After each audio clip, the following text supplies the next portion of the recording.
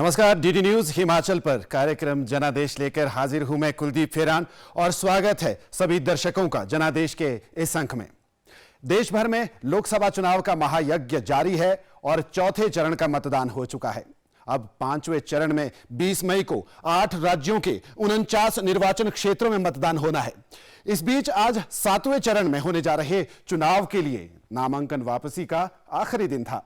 हिमाचल प्रदेश में लोकसभा की 4 सीटों और विधानसभा की 6 सीटों के लिए चुनावी रणभूमि में उम्मीदवारों और सेना नायकों से सज चुकी है और अब चुनावी संग्राम का बिगुल भी बज चुका है।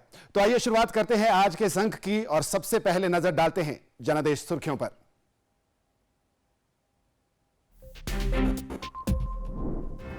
केंद्रीय मंत्री और हमीरपुर से भाजपा प्रत्याशी अनुराग ठाकुर ने मंडी के धर्मपुर में किया चुनावी प्रचार। इंडी गठबंधन पर साधा निशाना, कहा विपक्षी नेताओं का एक साल पीएम बनने का सपना रहेगा अधूरा।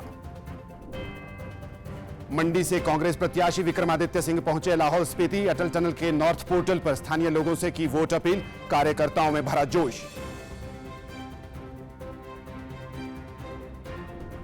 नेता प्रतिपक्ष जयराम ठाकुर ने अपने गृह क्षेत्र सराज का किया दौरा। प्रदेश सरकार पर साधा निशाना, फिर किया 4 जून को प्रदेश में सत्ता परिवर्तन का दावा। शिमला संसदीय क्षेत्र से कांग्रेस प्रत्याशी विनोद सुल्तानपुरी ने सोलन में किया चुनाव प्रचार, कहा अगर चुनाव जीते तो शिमला संसदीय क्षेत्र का करेंगे समग्र विकास। कल हिमाचल का दौरा करेंगे भाजपा के राष्ट्रीय अध्यक्ष जगत प्रकाश नड्डा। कांगड़ा, चंबा और सोलन में जनसभाओं को संबोधित करेंगे। नड्डा की रैली को लेकर तैयारियां पूरी। जनादेश कार्यक्रम के जरिए हम आपको हर रोज प्रदेश की सियासी हलचल से रूबरू करवाते हैं और इसी कड़ी में आज सबसे पहले बात करेंगे केंद्रीय मंत्री और हमीरपुर से भाजपा प्रत्याशी अनुराग ठाकुर की, जिन्होंने मंडी के धर्मपुर क्षेत्र में आज चुनाव प्रचार किया। इस दौरान उन्होंने विपक्षी गठबंधन पर निशाना साधते हुए कहा कि इंडी गठबंधन के नेताओं का 5 सालों में 10 प्रधानमंत्री बनाने का सपना धरा का धरा रह जाएगा और केंद्र में फिर एक बार नरेंद्र मोदी की सरकार बनेगी। आइए देखते हैं अनुराग ठाकुर की दूरदर्शन से यह खास बातचीत। अनुराग जी, इस बार आपका नारा 400 पार का है और इंडिया गठबंधन 300 का टारगेट लेकर चल रहा है और जिस तरह आप 10 साल सत्ता में रहे हैं, एक एंटी इनकम्बेंसी भी होता है, तो आप किस तरह से चुनाव को देख रहे हैं? देखिए, विपक्ष के पास कोई मुद्दा नहीं, वो केवल एक मुद्दा लेके चले कि मोदी को रोकना है। सच्चाई ये है कि नरेंद्र मोदी जी के नेतृत्व में देश आगे बढ़ा है। देश 10वें नंबर से बढ़ के दुनिया की 5वीं बड़ी अर्थव्यवस्था बना है और दुनिया भर में भारत का मान सम्मान बढ़ा। आज दुनिया भर के देश भारत के साथ मित्रता करना चाहते हैं, भारत के साथ आगे बढ़ना चाहते हैं। दुनिया का विकास आज भारत के साथ जुड़ा है। पिछले 10 वर्षों में 51 करोड़ 40 लाख से ज्यादा रोजगार पैदा हुए भारत में। ये अपने आप में बहुत बड़ा आंकड़ा है। भारत में 25 करोड़ गरीब गरीबी रेखा से बाहर आए, बहुत बड़ा आंकड़ा है। 4 करोड़ पक्के मकान, 12 करोड़ शौचालय, 13 करोड़ घरों को नल से जल, 10 करोड़ बहनों को रसोई गैस का सिलेंडर उज्ज्वला योजना में, 60 करोड़ लोगों को मुफ्त में 5 लाख का इलाज आयुष्मान भारत में, 80 करोड़ लोगों को मुफ्त में अनाज दिया और अब 80 करोड़ लोगों को मुफ्त अनाज मिलता रहेगा। 70 साल से ज्यादा वालों को मुफ्त में इलाज मिलेगा और 1 करोड़ बहनें लखपति दीदी बनी, अब 3 करोड़ बहनें कुल मिला के लखपति दीदी बन जाएंगी। जिस तरह केजरीवाल कह रहे हैं कि दोबारा अगर इस सत्ता में आते हैं तो संविधान खतरे में है और जिस तरह अपनी भी वो बात करें कि वो दोबारा जेल में होंगे, इसको क्या कहना चाहिए? देखिए, निश्चित है कि केजरीवाल जी वापस जेल में होंगे। तो कोर्ट ने कहा कि 2 तारीख को सरेंडर करना है और वापस जेल में जाना है। भगवंत मान जी ने भी कहा कि 2 तारीख को केजरीवाल जी को जेल जाना पड़ेगा। भ्रष्टाचार के मामले में जेल जा रहे हैं और भ्रष्टाचार दिल्ली की जनता को ठगने का किया है, शराब घोटाला किया है, कोर्ट ने उनको जेल में रखा है और अंतरिम राहत बेल जो दी है वो कुछ कंडीशंस के साथ दी है, केवल प्रचार करने तक, काम करने के लिए भी नहीं। इसलिए मैं आपसे कहता हूं, वो केवल अपनी रिहाई के लिए दुहाई लगा रहे हैं। अरे, पहला मुख्यमंत्री देखा जो जेल से सरकार चला रहा है। इतनी नैतिकता भी नहीं बची। भ्रष्टाचार तो किया ही, अनैतिकता भी चरम सीमा पर है और अपनी रिहाई के लिए लोगों से दुहाई कर। जो हमने दूसरा सवाल किया था आपसे कि जो ये कह रहे हैं संविधान खतरे में आ जाएगा, निश्चित तौर पर मोदी सरकार ने 10 साल में बाबा साहब अंबेडकर के संविधान को मान सम्मान दिया।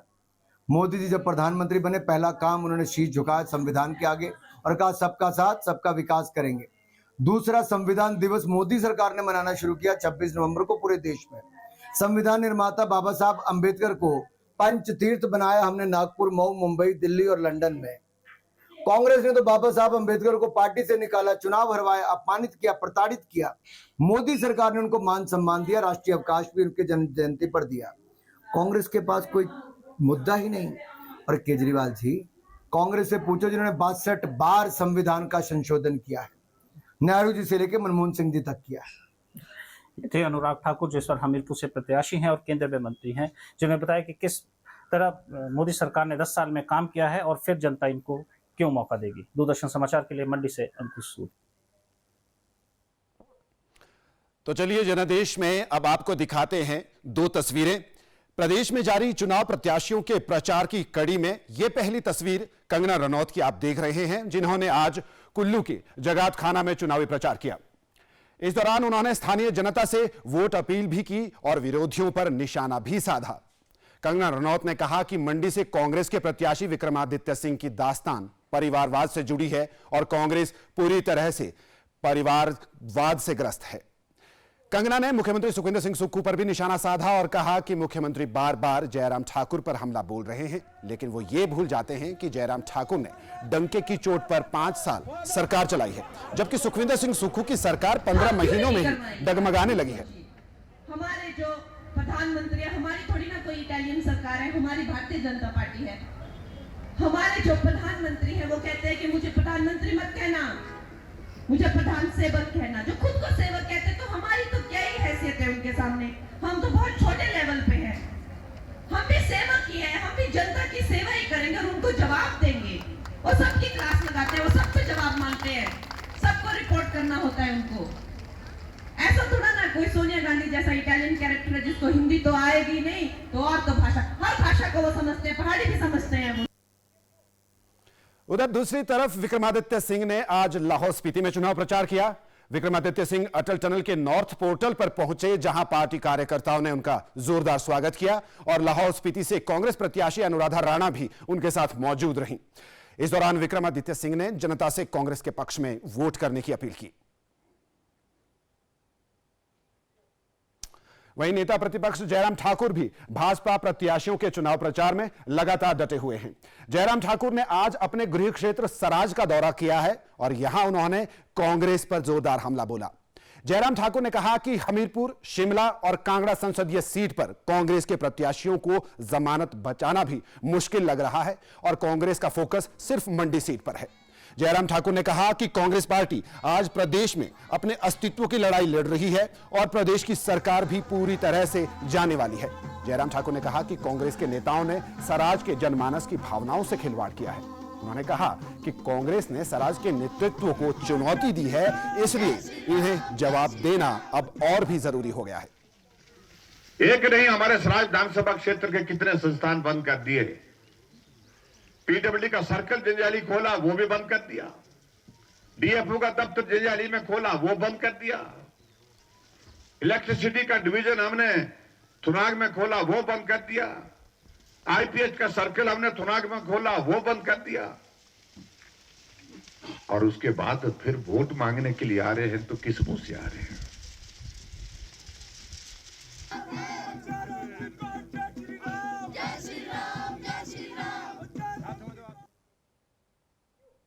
जयराम ठाकुर ने कांग्रेस प्रत्याशी विक्रमादित्य सिंह पर भी जुबानी हमला बोलते हुए कहा कि उन्होंने पहले तो मंडी और सराज के सारे विकास कार्यों को रोक दिया, खोले हुए संस्थानों को बंद कर दिया और आज वही जनता के बीच में जाकर विकास के वायदे कर रहे हैं।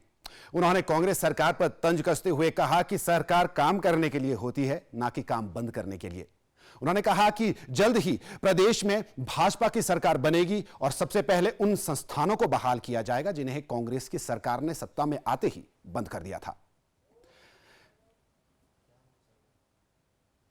4 चरणों के चुनाव के बाद अब ये घोषणा पत्र से हट करके कुछ और घोषणाएं करने के लिए लगे हैं।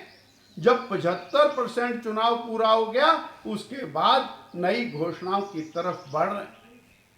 हिमाचल प्रदेश कांग्रेस और हिमाचल प्रदेश की कांग्रेस की सरकार आज पूरी तरह से आपे से बाहर। हिमाचल प्रदेश की जनता ने नरेंद्र भाई मोदी जी के साथ जाने का मन बना लिया और जनमानस का जो रिस्पांस मिल रहा है वो मोदी जी के प्रति अपार स्नेह और मिले भी क्यों।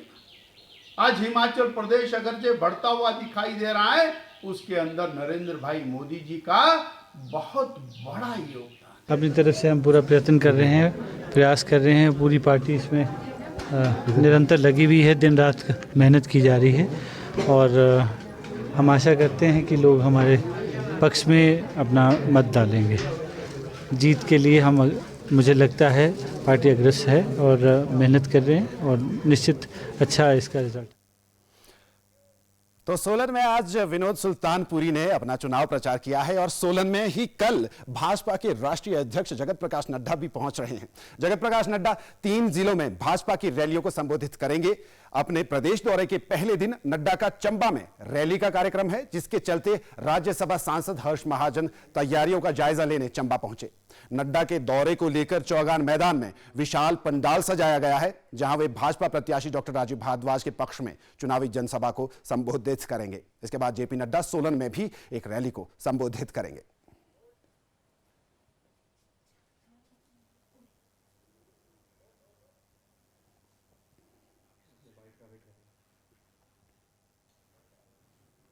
जगत प्रकाश नड्डा जी हमारे राष्ट्रीय अध्यक्ष चंबा आ रहे हैं। बहुत अच्छा मौका है उनके उनको चंबा के साथ रूबरू होने का और हम रिकॉर्ड गैदरिंग उनके लिए करेंगे। मोदी जी प्रधानमंत्री बनेंगे तीसरी दफ़ा और बड़ा देश के लिए और प्रदेश के लिए डेवलपमेंट की नई स्कीमें चलेंगी और हम सब सहयोग करेंगे उनका। और मुझे पूरा यकीन है कि रिकॉर्ड जीत जो है इस बारी डिस्ट्रिक्ट चंबा से हो रही है। प्रदेश में लोकसभा की 4 सीटों पर चुनाव के साथ ही विधानसभा की 6 सीटों पर भी उपचुनाव हो रहा है। ये वही सीटें हैं जिनके विधायकों को इसी साल 27 फरवरी के दिन प्रदेश में हुए राज्यसभा के चुनाव में क्रॉस वोटिंग के चलते सत्ताधारी कांग्रेस ने अयोग्य करार दिया था। इन्हीं सीटों में से एक है ऊना जिले का गगरेट विधानसभा क्षेत्र, जहां से कांग्रेस छोड़कर भाजपा की टिकट पर चैतन्य शर्मा और कांग्रेस प्रत्याशी राकेश कालिया आमने सामने है। गगरेट सीट का क्या इतिहास, भूगोल और वर्तमान समीकरण है, देखते हैं इस रिपोर्ट में।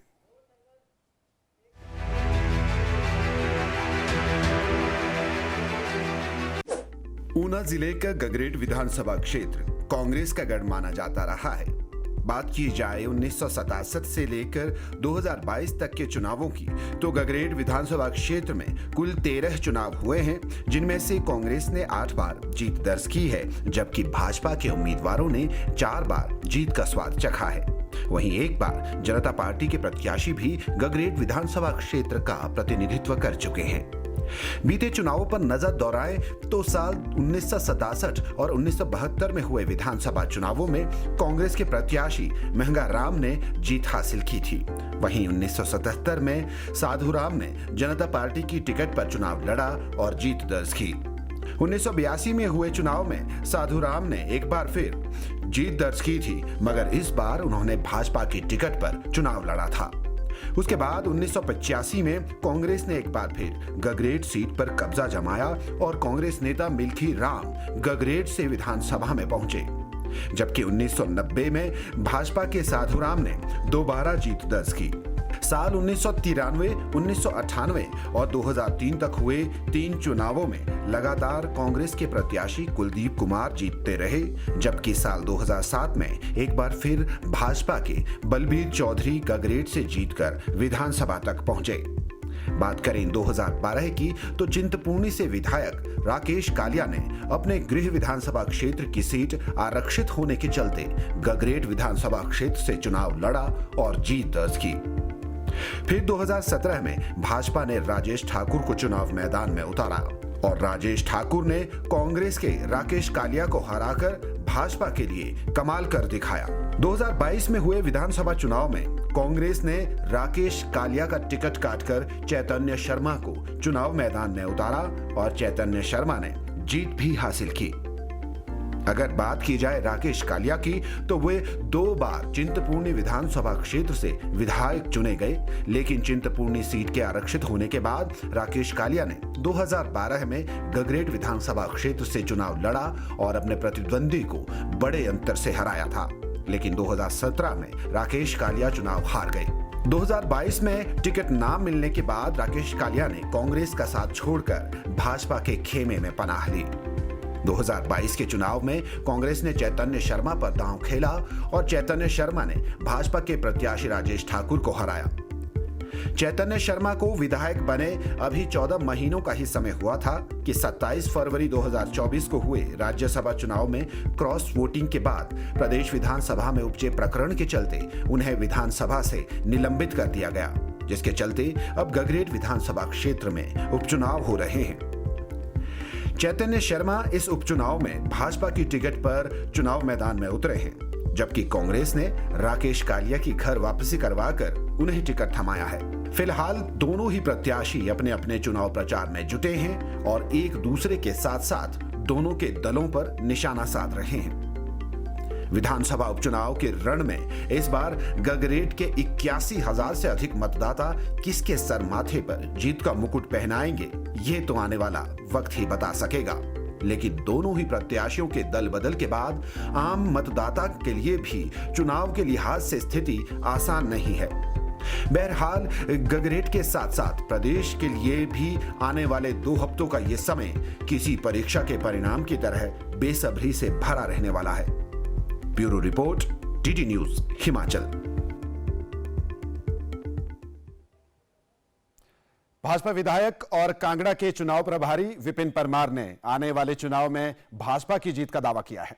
राष्ट्रीय अध्यक्ष की रैली की तैयारियों पर बात करते हुए विपिन परमार ने कहा कि चंबा के चौगान में नड्डा की रैली की तैयारियां पूरी की गई हैं। उन्होंने कहा कि प्रधानमंत्री नरेंद्र मोदी तीसरी बार देश के प्रधानमंत्री बने, इसके लिए भाजपा का हर कार्यकर्ता लगातार मेहनत कर रहा है और केंद्र सरकार की योजनाओं को देश प्रदेश के हर वर्ग को भरपूर लाभ मिला है।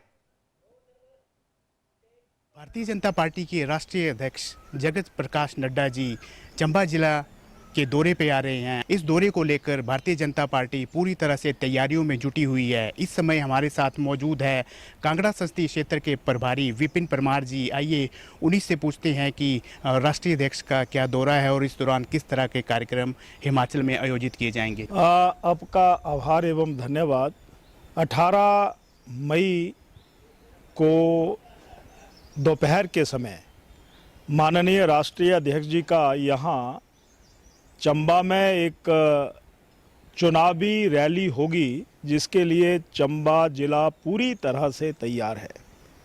मैं कहना चाहता हूं कि इस लोकसभा के चुनाव में भारतीय जनता पार्टी के कार्यकर्ता दिन रात डॉक्टर राजीव भारद्वाज जी को विजय श्री दिलवाने के लिए और इस मुल्क के प्रधानमंत्री श्रद्धेय श्री नरेंद्र मोदी जी तीसरी बार बने, उसके लिए निरंतर मेहनत कर रहे हैं। यह हमारा सौभाग्य है कि श्री जगत प्रकाश नड्डा जी चंबा के चौगान में एक विशाल जनसभा को संबोधित करेंगे और उनका मार्गदर्शन जनता जनार्दन को, उनका मार्गदर्शन या जो मुद्दे इस समय पूरे देश में हैं, मोदी साहब की गारंटी, काम पूरा होने की गारंटी, ये संदेश जब राष्ट्रीय अध्यक्ष यहाँ पर आकर के देंगे, निसंदेह भारतीय जनता पार्टी और जनता जनार्दन के आशीर्वाद से एक बार पुनः ये संसदीय क्षेत्र कमल का फूल भाजपा का होगा। और जहाँ पूरे देश में 400 लोकसभा की सीटें भाजपा के पक्ष में आ रही है, हिमाचल की 4 में से 4 भाजपा के पक्ष में आ रही है। 2019 का रिकॉर्ड 4,75,000 का इस बार फिर से टूटेगा और डॉक्टर राजीव भारद्वाज जी यहाँ से विजय श्री प्राप्त करेंगे, ये कहना चाहता हूँ। हिमाचल में क्या माहौल है सर? 4 सीटें हैं, उस पर क्या मानते हैं आपके? किस तरह की जो है बीजेपी कहाँ इसमें स्टैंड करती है? नहीं, मैं ये कह सकता हूँ कि अगर गरीब कल्याण की बात भारतीय जनता पार्टी करती है तो 10 सालों में चाहे वो उज्ज्वला योजना की बात हो, गृहिणी सुविधा की बात हो, चाहे आयुष्मान कार्ड की बात हो, हिम केयर कार्ड की बात हो, चाहे जन धन खाते खोलने की बात हो, चाहे कोरोना के समय इस देश में लगभग हर व्यक्ति को का जीवन बचाने के लिए वैक्सीनेशन की बात हो, चाहे 80 करोड़ लोगों को मुफ्त राशन देने की बात हो, चाहे हर किसान के खाते में सालाना 6,000 रुपया डालने की बात हो। कांग्रेस के समय करप्शन होती थी और भारतीय जनता पार्टी के समय स्कीम्स बन रही हैं, परंतु जनता जाग चुकी है और यहाँ पर भी माहौल पूरे हिमाचल प्रदेश में भाजपा कमल का फूल श्री नरेंद्र मोदी जी के पक्ष में है। कांग्रेस के वरिष्ठ नेता आनंद शर्मा जो है कांगड़ा संसदीय क्षेत्र से चुनाव लड़ रहे हैं, तो क्या मानते हैं सर कितना जो है वो इसका नुकसान भाजपा को उठाना पड़ेगा? नहीं, मैं ये कहना चाहता हूँ कि नुकसान क्यों उठाना पड़ेगा।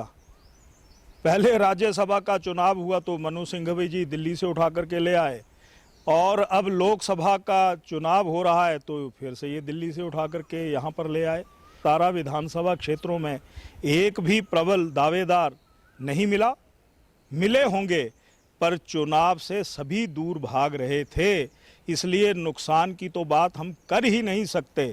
कभी रहे होंगे केंद्र में मंत्री, अब केंद्र में मंत्री रहे और अब ये कहें कि वो यहाँ पर चुनाव के प्रबल दावेदार हो गए, जनता उनको स्वीकार नहीं कर रही है। यहाँ डॉक्टर राजीव भारद्वाज धरती पुत्र हैं। जनादेश में अब बात होगी प्रदेश के लोगों के मुद्दों और प्रत्याशियों से की जा रही उम्मीदों की।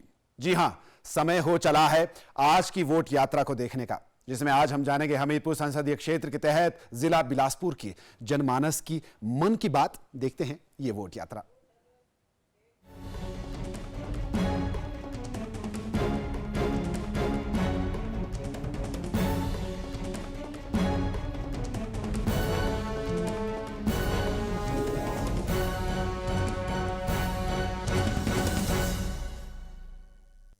आगामी 1 जून को होने वाले संसदीय चुनाव के दृष्टि से आज जो हमारी दूरदर्शन की वोट यात्रा वो आज पहुंची है बिलासपुर के मणवा गांव में। यहां से जानते हैं किस तरह के वो प्रत्याशी की उम्मीद करते हैं।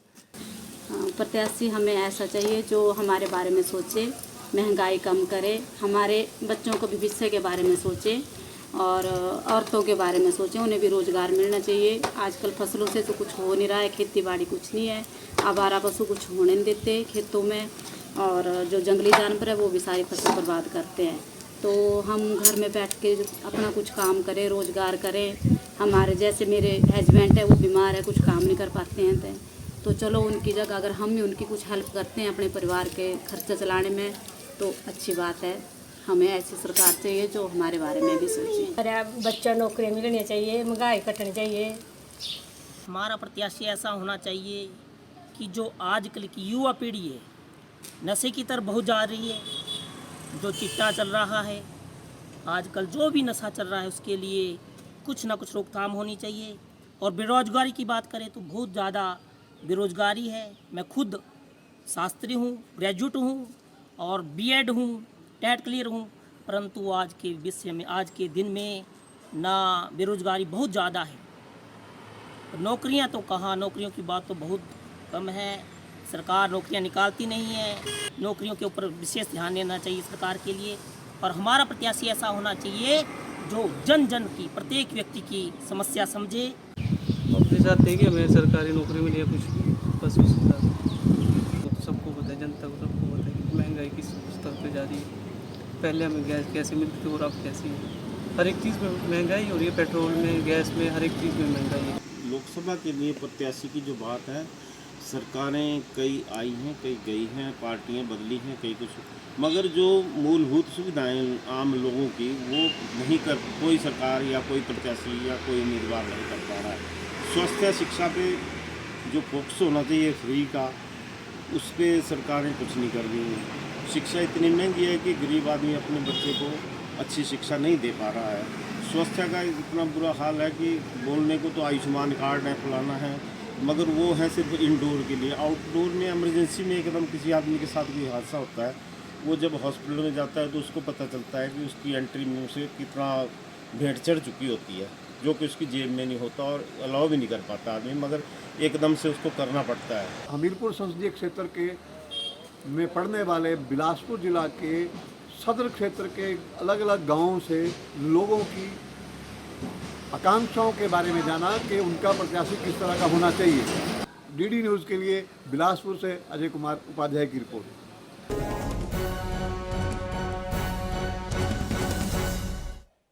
और अब रुख करते हैं जनादेश के अगले सेगमेंट का, जिसमें आज हम आपको भारतीय राजनीति के एक अनोखे किस्से से रूबरू करवाएंगे, जिसे जानकर आप जरूर चौंक जाएंगे। तो ये रहा आज का चुनावी किस्सा।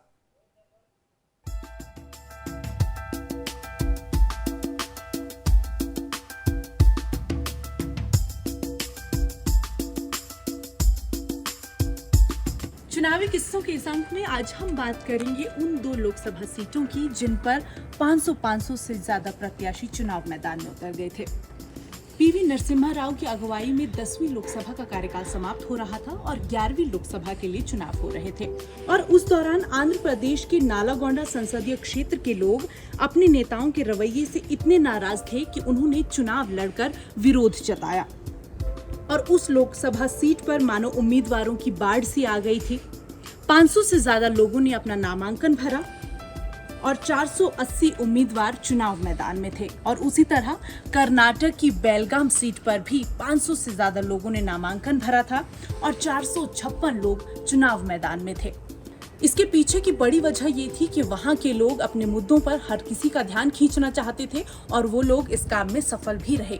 देश भर में ये दोनों लोकसभा सीटें चर्चा का विषय बनी। मतदान का अधिकार संविधान द्वारा दिया गया हमें वो वरदान है जो समय समय पर अपने और समाज के कल्याण के लिए हमें एक ऐसा तंत्र स्थापित करने का अवसर देता है जिससे हम राष्ट्र निर्माण और समाज के सभी वर्गों के विकास को बराबरी से सुनिश्चित कर सकते हैं। ऐसे में जरूरी है अपने वोट के महत्व को समझना और मतदान करना। ऐसा ही संदेश गीत के माध्यम से अपनी सुरीली आवाज और पारंपरिक साज में दिया है जिला लाहौल स्पीति की लोक कलाकार रोजी शर्मा ने। आइए देखते हैं ये प्रस्तुति। लाहौल स्पीति में इस वर्ष 100% मतदान करें।